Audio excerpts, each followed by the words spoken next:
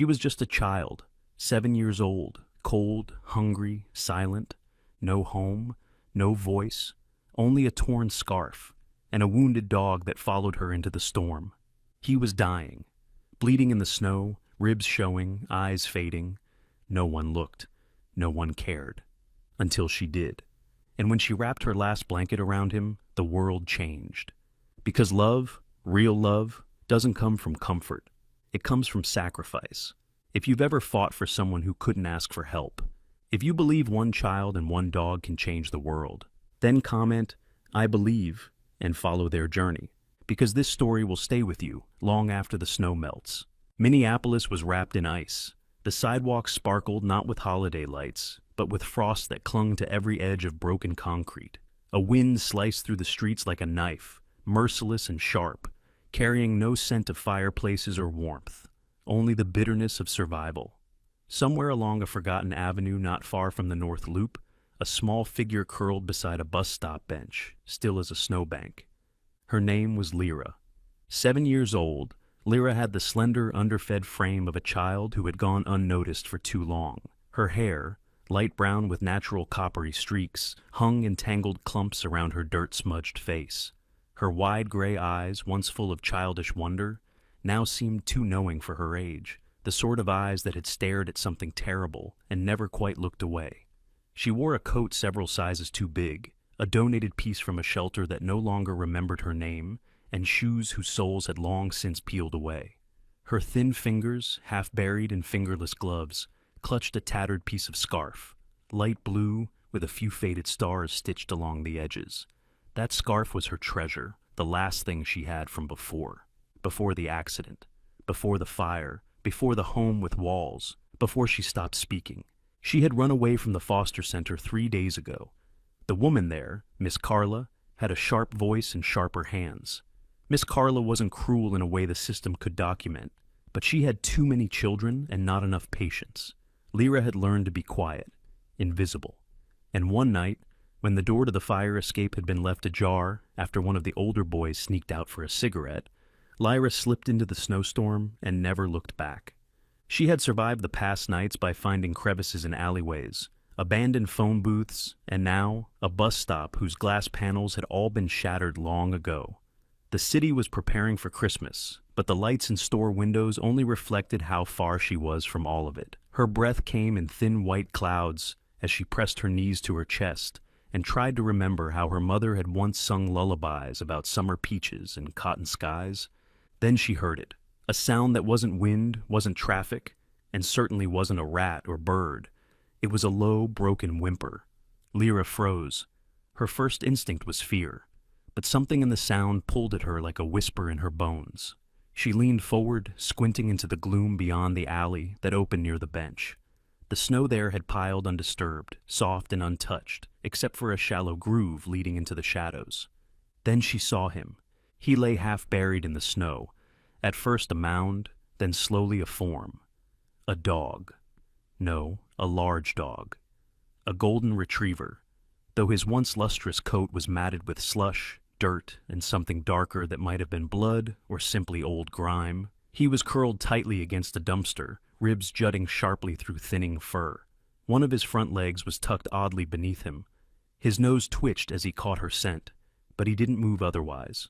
His eyes, golden brown, deep as autumn, met hers, and something passed between them.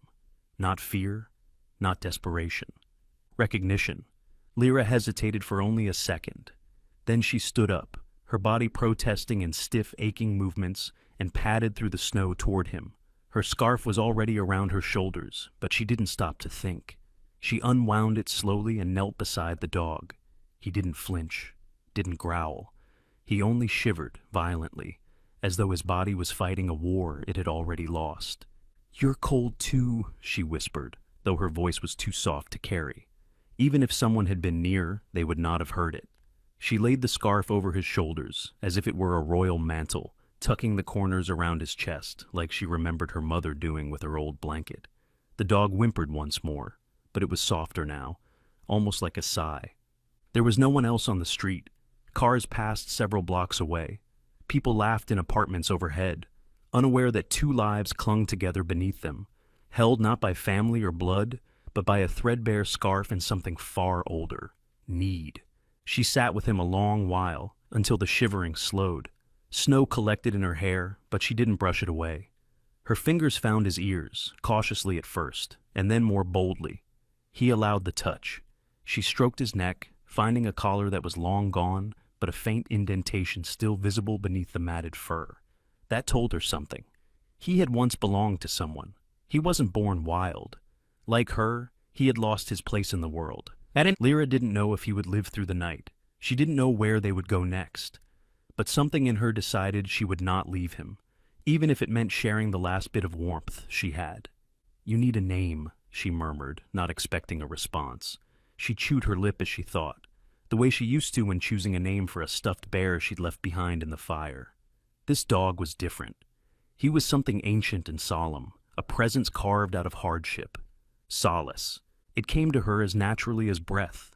A name not just for comfort, but for the feeling that maybe she wasn't entirely alone in this freezing world. "Solace," she said again, a little louder. The dog shifted, his tail giving a slight twitch at the sound. And that was enough. She leaned her head against his shoulder, closing her eyes. Around them, snow continued to fall in thick, quiet curtains. But there, under a cracked bus shelter and beneath a sky dim with city light, two broken hearts beat in sync for the first time in a long while, warm only by each other and the promise of a name. The days after Lyra named the dog Solace passed like a quiet dream stitched together by cold air, hunger, and the sound of footsteps echoing in underground tunnels. Each morning she woke curled against Solace's warm body beneath the awning of a closed bookstore, and each night they descended into the concrete veins of the city, the subway. The station on Hennepin Avenue, with its flickering lights and faint metallic scent, became their haven, not because it was safe, but because it was invisible. There, between tiled walls smeared with old gum and layered posters, they were just shadows.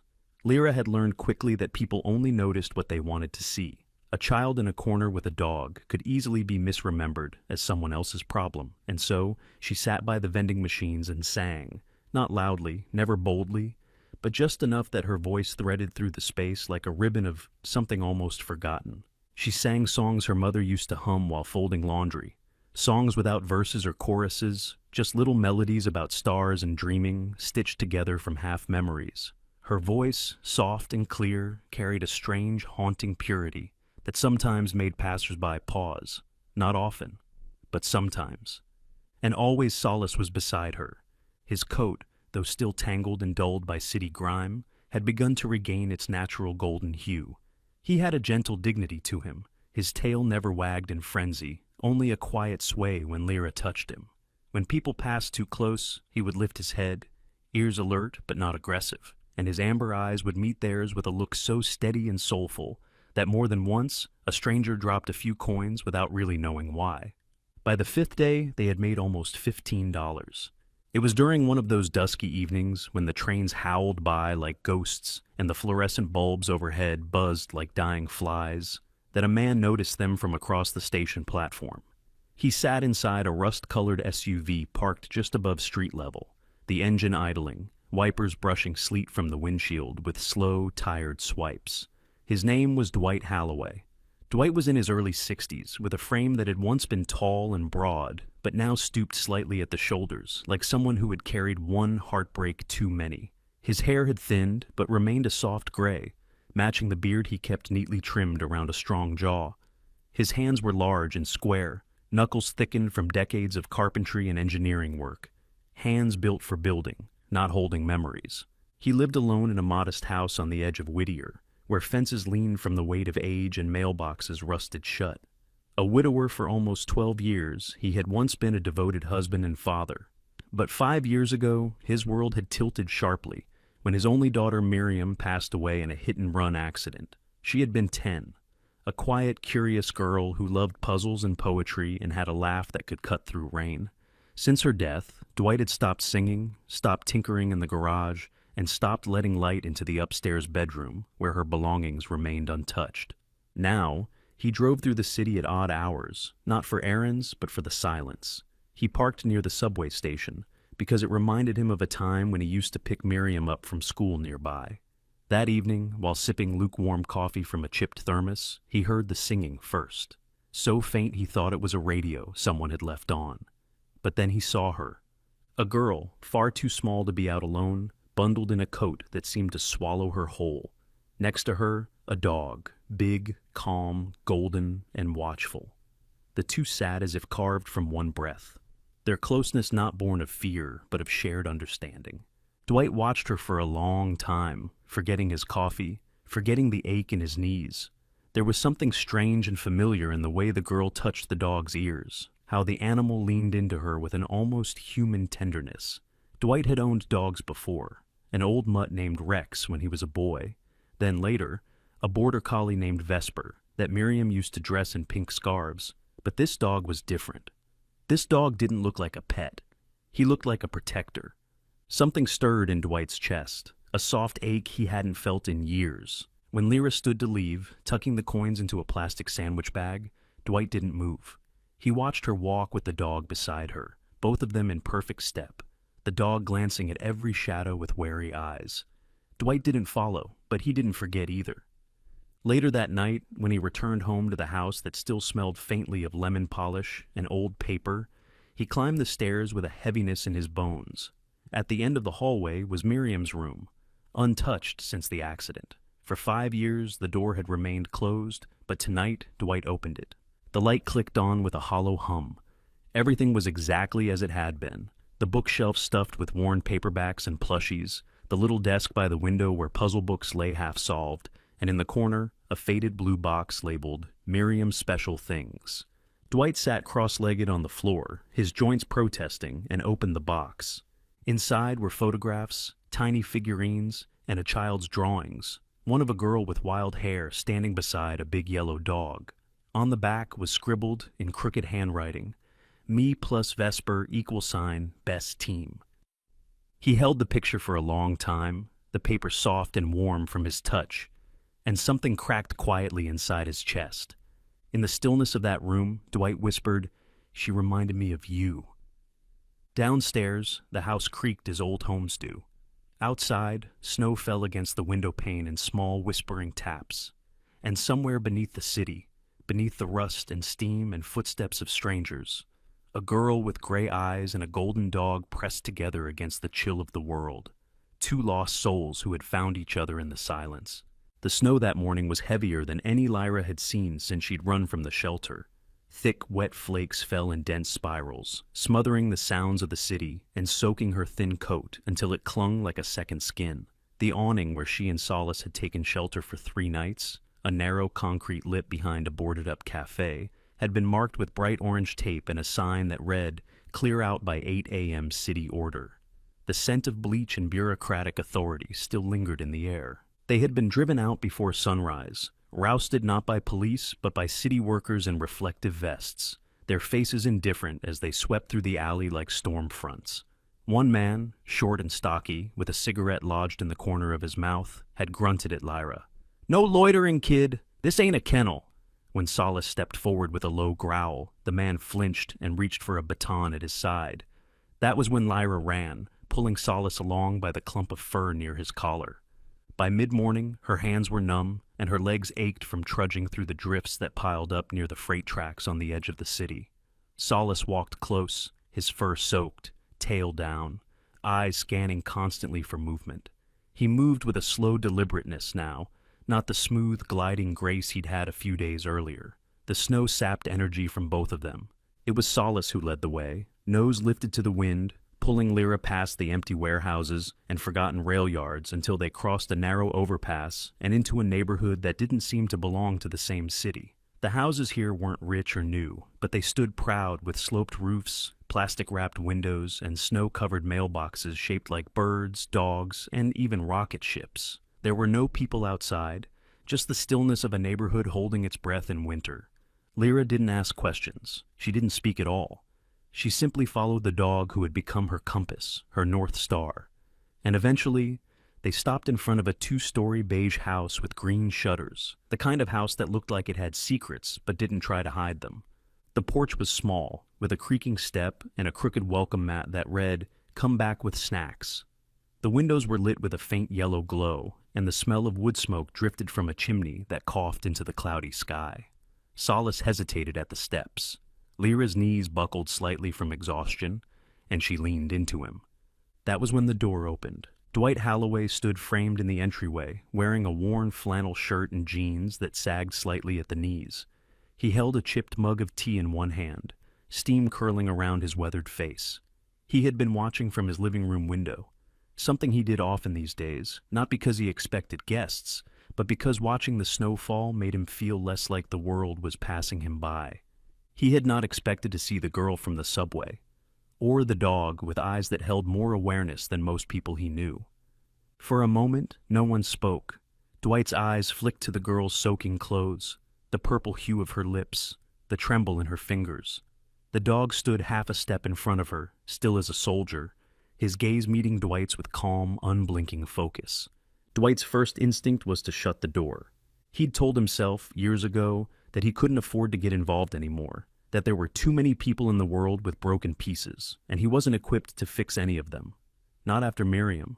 Not after the grief had made him hollow and cautious. But Solace blinked.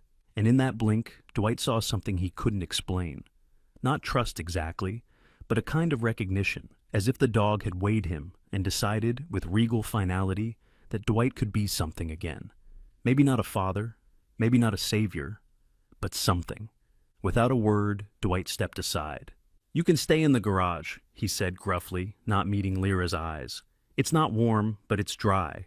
I'll bring a towel." Lyra stepped forward, holding Solace's fur like an anchor. She didn't speak, but nodded once, barely a movement at all. The garage was small and cluttered with tools, old furniture, and boxes that hadn't been opened in years. There was a roll of old carpet in one corner, a blanket folded atop a toolbox, and a hanging work lamp that cast soft amber light from the ceiling. Dwight brought them the towel, a small space heater, and a bowl of water. "For the dog," he said, "not for you." He brought a second blanket 10 minutes later. From the kitchen window, he watched as the girl dried Solace with careful hands, rubbing gently behind his ears, whispering something he couldn't hear. The dog leaned into her touch and then laid his head in her lap like a child. Dwight turned away. He made soup. He hadn't cooked real soup in years. Not since his wife's funeral, when he tried to recreate her famous chicken and barley stew and failed so miserably he dumped the whole pot down the sink. Tonight, he chopped carrots and potatoes with hands that remembered out of spite. He boiled broth, added thyme from a jar so old the label had faded, and poured the finished soup into a ceramic bowl with a sunflower painted on the rim. He placed it on the dining table. Then he left the kitchen and went upstairs. The act felt strange, like preparing a place for a ghost, but he couldn't help himself. He sat in the dark of the hallway outside Miriam's door, holding a framed photo in his lap. Miriam at 6, sitting in her red wagon on a rainy day, clutching her stuffed elephant, and scowling at the camera with theatrical defiance. She had hated rain, said it made the sky too sad. He remembered how she used to crawl into her toy car in the garage and pretend it was a spaceship, crying quietly during thunderstorms. He would sit beside her, soup in one hand, a flashlight in the other, waiting for her breathing to slow. He remembered how fragile she had seemed, and how strong she really was. Dwight didn't cry. He hadn't cried in years, but he stayed there a long time, listening to the quiet hum of the heater below and wondering what kind of father lets the world swallow someone else's child. Downstairs, the soup cooled on the table. The garage had grown quieter in the past 2 days. The heater's hum had become a rhythm, a soft background to the sound of gentle breathing, soft footsteps, and the rustle of blankets over concrete. Solace had found a resting place near the old carpet roll, his head usually nestled on Lyra's lap. She didn't speak, not even when Dwight brought food or checked the power on the small space heater. She only nodded, barely perceptible, her gray eyes lowered, always watching, always listening. Solace had begun to look better, his fur drying into soft waves of gold, his ribs less stark now that he had been fed properly for 3 days. But Lyra remained a mystery Dwight didn't know how to solve. She moved like someone trained to go unnoticed, as if any noise or sudden gesture might call danger to her. It didn't take a genius to know she had seen more than a child should. Dwight hadn't asked questions. Not yet. Instead, he had found himself sitting up late in his kitchen, flipping through old notebooks and photo albums. Miriam's drawings still filled entire pages. Dogs, cats, imaginary animals with wings and halos. One particular page had a crude sketch of a large golden dog sitting beside a little girl in a swing. She'd titled it Guardians. He didn't know why that drawing kept coming back to him. On the fourth morning since Lyra and Solace had arrived, Dwight noticed something curious. As he poured kibble into a bowl for the dog, he felt a small bump beneath Solace's fur, just behind the left ear. At first, he thought it might be a tick, but on closer inspection, it felt hard, like glass or plastic, a chip. He blinked, pulled back slightly, then checked again. It was a microchip, but not one like the standard ones he'd seen before when Miriam's dog Vesper had been scanned at the vet. This one was flatter and faintly raised under the skin, like something meant for more than just ID. Dwight wasn't a tech expert, but he'd seen enough field equipment during his time helping local rescue shelters to know this wasn't a pet store implant. He stared at the dog for a long moment, then muttered, "What the hell are you, boy?" That afternoon, Dwight loaded Solace into the back of his truck while Lyra watched from the garage window. She didn't resist, but her eyes followed every movement with an intensity that made Dwight's chest tighten. He told her, carefully, "I'm just taking him to someone who might help. I'll bring him back. Promise." She didn't respond, but after a moment, she nodded. The vet's clinic sat at the edge of Powderhorn Park, tucked between a second-hand bookstore and a laundromat. The faded sign above the door read, "Hearth and Hound," in cursive letters that had seen better years. Inside, it smelled of antiseptic and cedar shavings. The woman behind the reception desk had a short, dark pixie cut and wore a thick navy sweater under her lab coat. Her name tag read, Ingrid Lantz, DVM. Dr. Ingrid was in her early 70s, though her upright posture and bright green eyes defied her age. Tall and thin, with long fingers and a calm but firm presence, she was the kind of person who spoke little but carried authority like a winter coat. Years ago, she had been one of the leading veterinary consultants for canine-assisted therapy programs in Minnesota. She had retired after losing her husband to cancer, and now worked part-time out of the small clinic she had once co-owned. Dwight hadn't seen her in over 6 years, not since Miriam's last checkup with Vesper. When he walked in holding Solace's leash, Ingrid looked up from her clipboard, blinked, and tilted her head. "Dwight Halloway," she said, her voice low and even. "If this isn't the ghost of Christmas past." He gave her a small smile, one that didn't quite reach his eyes. "Got a dog with a bump I need looked at. Thought you'd be the one to ask." Ingrid stepped around the counter, nodding once. She crouched beside Solace, murmuring softly, and placed one hand on his flank and another behind his ear. "This is a trained dog," she said without looking up. "Figured," Dwight replied. "But trained for what?" Ingrid rose, gesturing him into the examination room. There, under better light, she examined the microchip, scanning it with 2 different readers, neither of which worked. She frowned, tapping the device. "This isn't a standard chip," she said finally. "It's medical, likely from a specialized program."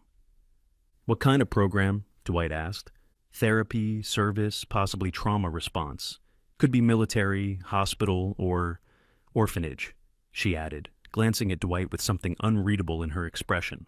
"There was a center upstate that worked with children with PTSD and paired them with therapy animals. It closed down 2 years ago. Some of the dogs were reassigned. Others weren't accounted for." Solace shifted his paws, pressing closer to Dwight's leg. Ingrid folded her arms. "Where did you find him?" Dwight hesitated, then said, "He found me with a girl." Her eyes narrowed. "A girl? She's about 7, doesn't speak. I think she's been on the street a while. He's glued to her like a shadow." Ingrid's features softened. She glanced down at Solace again, who met her gaze without flinching. "If this is who I think it is, his name used to be Carson, part of a program called Calm Bridge. He was trained to recognize panic attacks, nightmares, self-harming behavior, and intervene."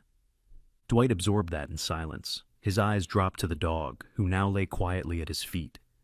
"And the girl?" Ingrid sighed, her breath fogging in the cold light of the clinic. "I don't know who she is, Dwight, but if he chose her, there's a reason." She leaned down, placed a small kiss between Solace's eyes, and added, "He remembers." As Dwight drove back through the dusky streets toward home, Solace in the passenger seat, he thought of Lyra's silence, of the way her fingers always found the same spot behind the dog's ear, of how she had wrapped her scarf around him that first night. Like someone tending an old friend, not a stranger. He didn't know what had happened to her before she arrived at his door, but he knew this. Solace was more than just a stray, and Lyra was more than just a runaway. Somehow, they were parts of the same wound. Back at the house, he found her sitting in the garage exactly as he had left her, eyes trained on the driveway. When Solace bounded out of the truck and trotted to her side, she pressed her forehead to his and breathed out, slow and trembling. Dwight placed a bowl of warm soup on the garage floor without comment and returned to the house. That night, he found himself in Miriam's room again, holding the old stuffed elephant she used to sleep with. He didn't cry, but his hands, large and calloused, trembled just slightly. The cold that night was the kind that clawed under doors and slipped through the cracks of old window panes, biting into bones and blooming frost across every breath. The heater in the garage had flickered once earlier, struggling against the drop in temperature. Dwight had checked it, grumbling under his breath, and brought out an extra wool blanket for Lyra and Solace. He didn't linger. He never did. But he left a thermos of warm milk near the toolbox with a folded note that simply said, "It helps with cold dreams." Lyra hadn't touched the milk, but she had traced the letters on the note with one finger, slowly, as if trying to remember what softness looked like. Solace lay curled at her feet, warm and breathing slow. She pressed her fingers to his chest sometimes, just to be sure he was still there. Then, somewhere around midnight, the quiet broke. It started with a scraping sound, metal on metal, then the unmistakable rattle of the garage door handle jerking against its lock. Lyra sat up immediately. Solace did too. His ears perked, and his body shifted from companion to guardian in one fluid motion. Another clatter followed. This time the handle gave way with a crack. The door slammed open. 3 silhouettes stumbled inside, their outlines jagged against the outside streetlight. They were boys, late teens, skinny and shivering, but loud with the kind of recklessness that came from boredom, anger, or both. One wore a red hoodie pulled low over his face, another had a rusted chain dangling from his belt, and the third, tall with a half-shaved head, held a crowbar. The tall one muttered, "He said this guy keeps tools and a backup generator. Worth a look." Then his eyes landed on Lyra. "Well, well," he grinned, showing crooked teeth. "Didn't know we'd find squatters." Solace moved first. He stepped between Lyra and the intruders with no growl, no bark, just a terrifying, focused stillness. His fur bristled, his stance low, ready. The boy with the chain raised a hand mockingly. "Easy, lassie." He took one step forward, and Solace lunged. The sound was raw and sharp, the snap of teeth catching sleeve, the yelp of surprise. The tall boy swung the crowbar reflexively. It struck Solace on his right side with a horrible thud that echoed through the garage like a gunshot. Solace dropped with a strangled whimper. Lyra screamed, a sound she didn't know she still had in her, and crawled to Solace's side. The boys cursed and fled, panic over their shoulders, the door left flapping in the wind. Dwight was at the front steps of the house in under a minute, his old hunting rifle in one hand and flashlight in the other. When he burst into the garage and saw Lyra curled beside a trembling Solace, his breath caught in his throat. The dog was trying to stand, panting hard, but one leg wouldn't hold weight. Lyra's face was blotched with silent tears, but her mouth was clamped shut like a wound. Dwight dropped to his knees beside them. "It's okay," he said hoarsely, not knowing who he was speaking to. "You're safe. I've got you." He didn't ask permission. He scooped Solace into his arms, shocked at how light the dog felt. Lyra followed silently as Dwight carried the dog inside the house for the first time. Not as a guest, but as family. The living room had not changed since Miriam died. The same photos still lined the mantel. The couch still had that one sagging cushion. But now, it held a dog bleeding into a towel and a child shaking from more than just cold. Dwight moved with a steadiness that surprised even himself. He'd never studied veterinary medicine, but he had raised animals, tended to his daughter's dog when it had sprained its leg, and sat beside his wife through hospital visits and chemo rounds.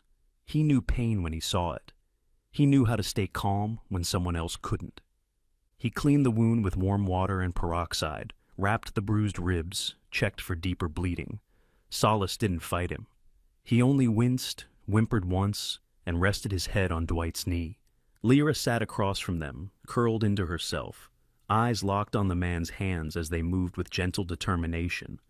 And then she spoke. Her voice cracked like thawing ice, soft, unsure, but real. "Will he live?" Dwight looked up so fast it hurt his neck. He stared at her like she had grown wings. "What?" he asked, barely above a whisper. Her lips trembled. "Will he be okay?" It was the first time in almost a year she had asked a question aloud. The words came out with weight, like each one had to be dragged out of the depths of her chest. But they were there. Real. Fragile. Alive. Dwight couldn't answer right away. His eyes flooded. He covered his face with one hand, tried to breathe steadily, but a choked sob escaped before he could stop it. He hadn't cried since the funeral, not even when he sold the last of Miriam's clothes to a thrift store in a moment of impulsive grief. But now, with this child's voice hanging in the air and a bleeding dog on his rug, the dam inside him cracked. He didn't try to hide it. He just let the tears come. "Yes," he said, voice thick. "Yes, sweetheart. He'll live. He's strong. He's got someone who loves him." Lyra didn't move, but her eyes, those quiet, shattered eyes, widened just slightly. And in that tiny, impossible moment, something opened in both of them. Later, Dwight made tea and brought her a cup. She didn't drink it, but she held it between her hands like it mattered. Solace lay wrapped in blankets near the fireplace, his breathing slow but steady. Dwight lit a fire for the first time in 5 years. The house smelled of cedar and hope. He brought down a pillow and blanket from the guest room and placed them beside Solace. Without a word, Lyra lay down next to him and curled up, her small body pressed against the dog's side, her hand resting over his heart. Dwight watched them for a long time. He didn't say anything. He didn't need to. Something had changed. Not fixed, not healed, but changed. And in that flickering firelight, in the breath between a child's first words and a man's long-buried grief, a family began. Not of blood, but of something just as sacred. The snow had begun falling again, not in wild flurries this time, but in soft, endless sheets, steady, silent, relentless. It was the kind of snowfall that blanketed the world in a hush, muting everything but the sound of your own heartbeat. Dwight stood by the kitchen window, staring at the flakes as they gathered on the ledge, trying to ignore the weight in his chest. Solace was recovering. He still limped, favoring his right side, but his eyes had regained that alert, noble glint. Lyra stayed close to him almost constantly, rarely venturing more than a few steps away. She had spoken again, once or twice, but always in whispers, as if testing the world's response to her voice. Dwight hadn't pushed her. He let the silence be whatever she needed it to be. But today, everything was different. Dr. Ingrid had called that morning. She'd finally managed to trace the origin of the chip in Solace's neck. It wasn't just a therapy dog registration. It was connected to a closed juvenile trauma center just north of Duluth called Hollow Glen, which had been shut down 2 years ago after funding cuts. A few of the therapy animals, she explained, had been transferred to foster programs or special needs shelters. One had gone missing during the transition. His name was Carson. Solace. "I know people still working in the system," Ingrid had added, her voice cautious but firm. "If that girl came from Hollow Glen too, Dwight, someone's probably looking for her. We need to report this." Dwight didn't answer right away. His hand rested on the receiver, cold sweat slicking his palm. The idea of involving Child Protective Services stirred something primal in him. Not fear exactly, but something close to it. A memory.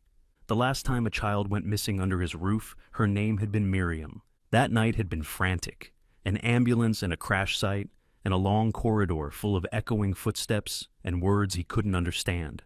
And now, this girl, quiet, cautious Lyra, who had crept into his home like a ghost and somehow managed to start haunting his life in reverse, making it warmer, fuller, more unbearable.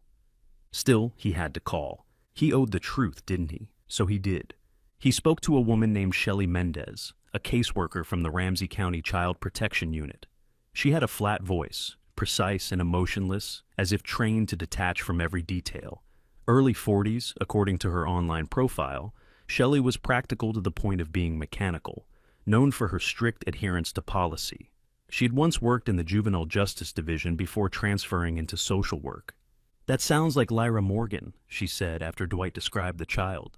"She's been classified as missing for 8 months. Foster placement went bad. There was an internal review. We've had a statewide alert on her." Dwight swallowed. "She's not safe with you people." There was a pause. "Excuse me?" "She's terrified. She doesn't speak. If you try to separate her from the dog, she'll disappear again. She needs to be returned to her assigned guardians," Shelley snapped, her tone clipped now. "You've done the right thing by calling, but harboring a missing child, intentionally or not, puts you in a legal gray zone. We'll be sending someone within 48 hours. He hung up without saying goodbye. He didn't realize Lyra had been listening until he turned and saw her standing at the foot of the hallway. She didn't cry. She didn't speak. She just looked at him. That look. Hurt and betrayal and fear all tangled together, cut deeper than anything Miriam had ever thrown at him, deeper than any wordless grief. She disappeared that evening, sometime between when he went to rest his eyes on the couch and when the soup on the stove began to burn. Lyra and Solace were gone. The back door was open, her scarf was missing. So were the mittens he'd left by the fireplace. He ran outside like a madman, no coat, just slippers and a flashlight. The wind slapped his face, but he didn't feel it. The snow was thicker now, swirling, erasing footprints almost as quickly as they appeared. He called out into the white, "Lyra! Solace!" No answer, just the wind. He called the police within the hour. The officer who arrived, a man in his early 30s named Ryan Cho, was polite but skeptical. Stocky and soft-eyed, Ryan had grown up in Minneapolis and seen enough runaway cases to know how they usually ended. Still, something in Dwight's voice, hoarse, wild, made him take it seriously. "She's not just a runaway," Dwight insisted. "She's been through hell. She's scared of institutions. She won't trust a badge." Ryan nodded. "We'll alert patrol, but snow's gonna make it hard. If she went near the river, it's worse." Dwight didn't wait for backup. He packed a flashlight, 2 blankets, a thermos of broth, and began searching. Not randomly, methodically. He knew how kids hid, where they might go if they were cold but proud. He remembered the time Miriam had climbed into the neighbor's woodpile during a game of hide-and-seek and didn't answer even when he had called for hours. He remembered fear, real fear, the kind that lived in the gut like broken glass. Meanwhile, Lyra crouched beneath the train bridge near the old flour mill, tucked between cement supports and rusted beams. It was one of the few places where the wind didn't cut like a blade. Solace lay beside her, breathing heavily, favoring his side again. The wound from the crowbar had reopened slightly in the cold. She had heard Dwight's phone call. He was going to send her back. To that place with the closet that locked, with the pinched hands and the voices that called her a problem. She'd rather freeze. She leaned her forehead against Solace's fur and whispered, "Don't die, please, not you." He lifted his head slowly, licked her cheek once, and settled back down. Snow began to creep in around the edges of their little cave, but she ignored it. She held him tighter. She didn't know what morning would look like. She didn't care, as long as they stayed together. Across the city, Dwight sat in his truck parked near the old rail yard, scanning every shape in the dark. He hadn't cried this time. Not yet. But his chest felt like it was collapsing in slow motion. He whispered into the empty cab, "Please come home." And the snow kept falling. The snow was so thick it muffled the world. It came down in heavy, wet silence, turning every sound into a whisper, every shadow into a threat. Lyra trudged through it, small arms wrapped around Solace's body, which had grown alarmingly still. His head lolled against her shoulder, eyes half closed, tongue peeking out, dry and trembling. His breath came in uneven huffs, the rhythm ragged like a worn lullaby. She couldn't feel her fingers anymore. Her legs were numb, rubbery, but she didn't stop. Not yet. The park was vast and empty, buried in whiteness. Trees stood like solemn giants, branches burdened with snow. The benches were half-swallowed mounds, the paths erased. Somewhere in the distance, a siren wailed faintly, but Lyra didn't hear it. All she could hear was Solace's breathing, faint, slipping. She had wrapped him in her scarf, the one Dwight had found at the thrift store, blue with yellow stripes like the old school buses. It barely covered his side. Blood stained one edge, fresh, warm. His wound had worsened from the cold and strain. And Lyra, barely 7 years old, kept walking, barefoot inside soaked boots, her own lips turning pale. Solace had once been her guardian, her anchor in the dark. Now it was her turn. She didn't know how long she'd been walking. An hour, maybe 2. Her vision blurred. The light shifted, faint orange glows from distant street lamps flickering like candles in fog.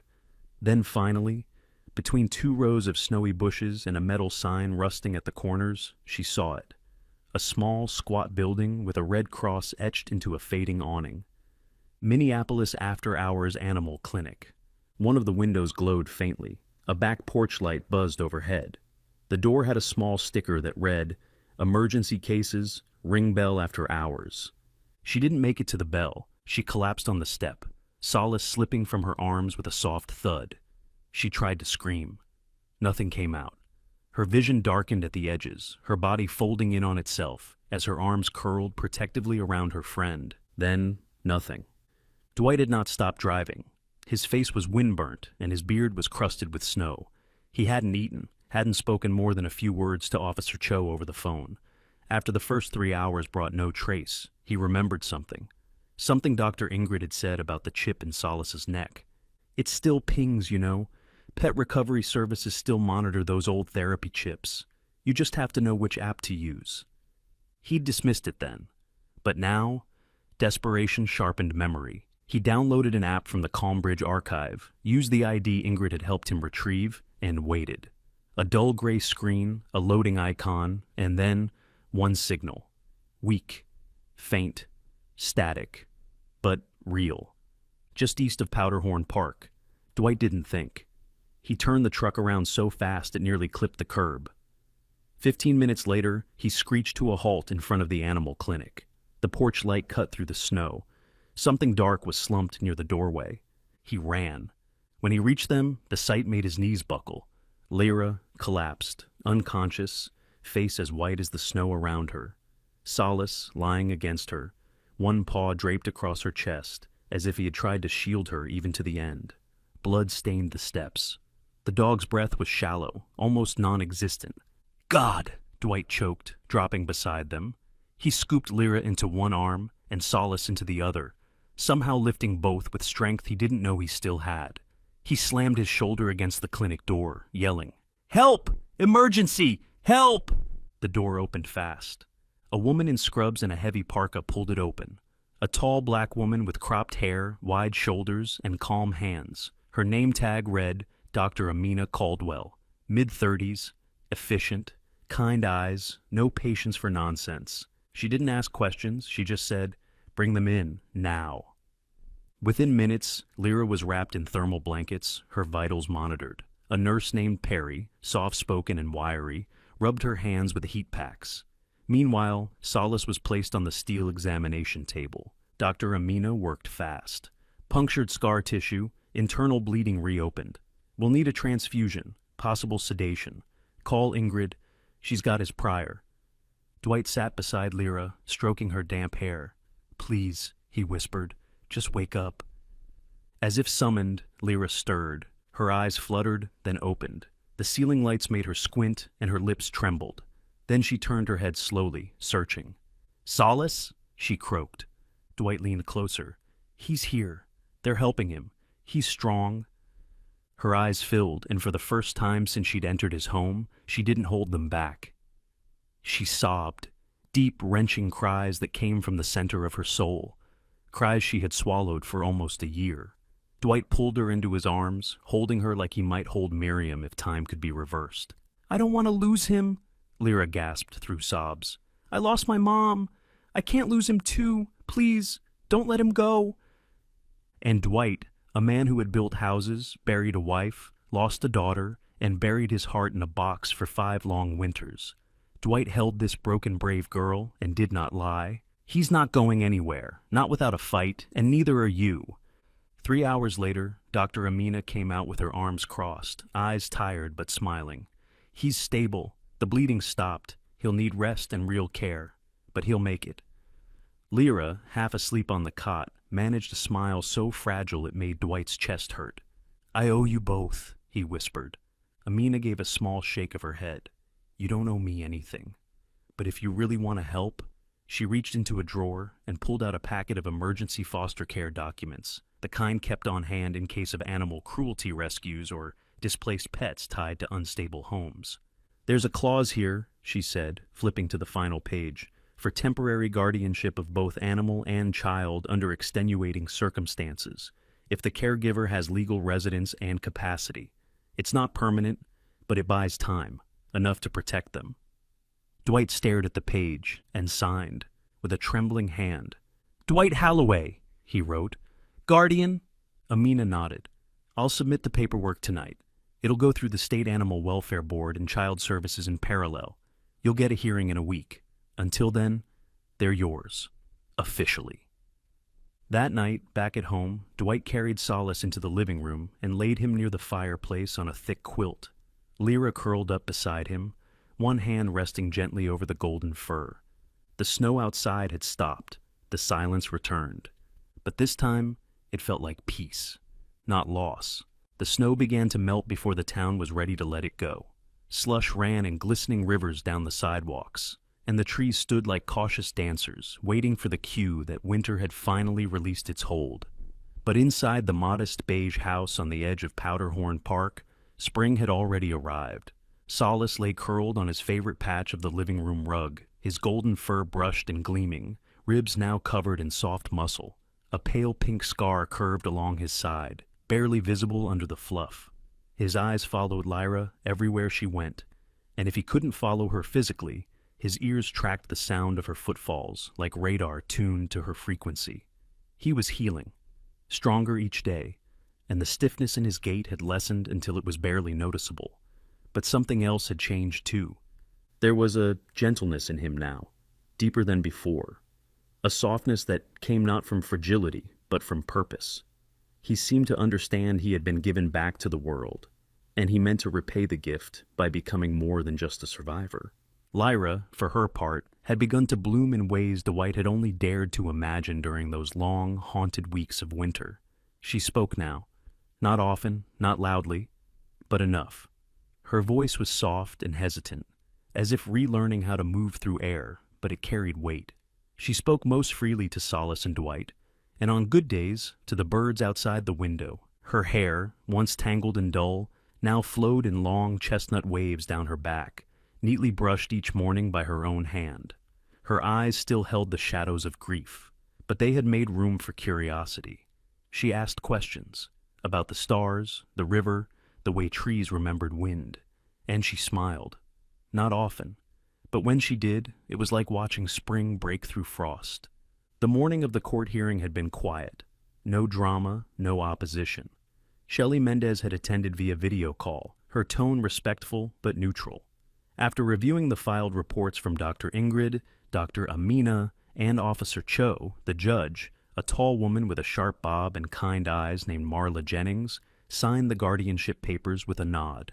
"Mr. Halloway," she said, glancing up over her glasses, "you are hereby recognized as the legal guardian of Lyra Morgan, until such time as she reaches the age of majority or until adoption proceedings are initiated." Dwight hadn't spoken right away, just gripped Lyra's hand and whispered a simple, "Thank you." She squeezed his fingers back. Afterward, they stopped for pancakes. It became tradition. By mid-April, the house was transformed. Not in size, it remained small, 2 bedrooms, creaky floors, but in spirit. The second bedroom, once unused, now held soft blue curtains, a worn wooden bookshelf filled with secondhand treasures, and a hand-painted sign over the bed that read, "Lyra's Constellations." They had made it together on a rainy Sunday, each star representing something she wanted to remember. Solace, her mother, Dwight, and herself. Solace, too, had a new beginning.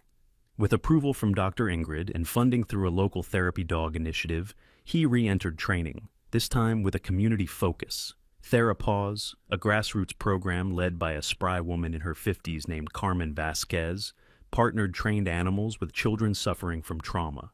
Carmen had short silver hair, eyes that laughed often, and the kind of energy that made even the shyest kids feel like superheroes. "He's special," Carmen said during the first session. "Not just trained, aware. That's rare. You can't teach empathy like that." Solace took to the role like he had been waiting for it. He responded to stress cues, rested his head on trembling knees, leaned into children who couldn't stop rocking in place, and somehow, without a single word, made them feel seen. Lyra joined him at each session, not officially, but no one questioned it. She helped Carmen prep the room, setting out mats, treats, coloring books. She sat with the other kids when they needed a buffer, offered crayons, gentle words. Sometimes, she just sat and listened. Carmen noticed. "She's got the same gift as the dog," she told Dwight once. "Some people are born with open hearts. You just have to give them the right key." Dwight smiled. "She's got her own keys now." With the house calm and the days longer, Dwight returned to a dream he thought he'd buried alongside Miriam. Teaching. Not in a school. He'd long left that world, but in the way he knew best. He cleared out the garage, strung fairy lights along the beams, laid down rugs and mats. With Carmen's support and a modest grant from the local shelter, he started Hope Leash, a weekly workshop where children from the neighborhood, especially those in foster care or unstable housing, could come and learn how to work with dogs. He taught the basics of trust, of patience, of body language and breath.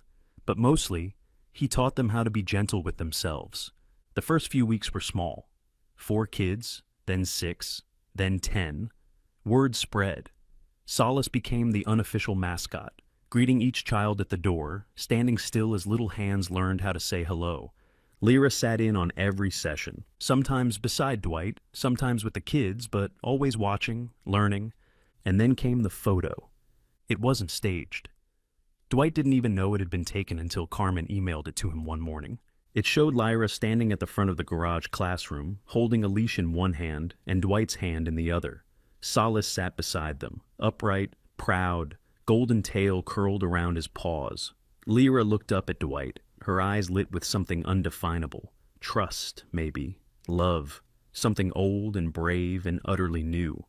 The light in the photo was golden, soft beams filtering through the open garage door, catching in dust motes and the edges of Dwight's graying beard. Behind them, kids sat in a wide circle, smiling, leaning forward. A dog barked in the corner, just slightly out of focus.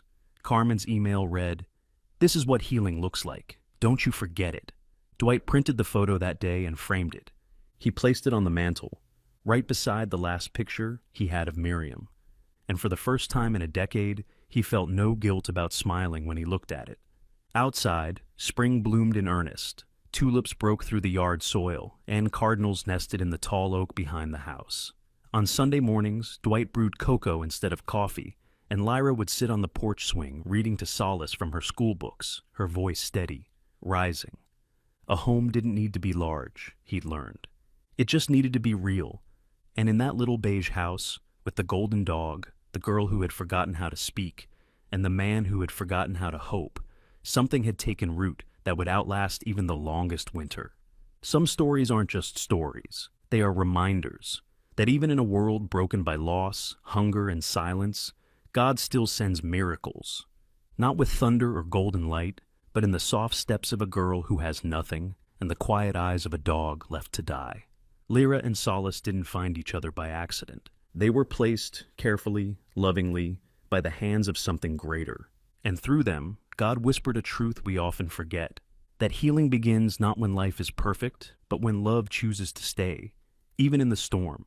So, if you believe that kindness is a form of grace, if you believe that even one act of compassion can be holy, then share this story, comment your prayer below, and subscribe, because somewhere out there, another soul is still waiting to be found.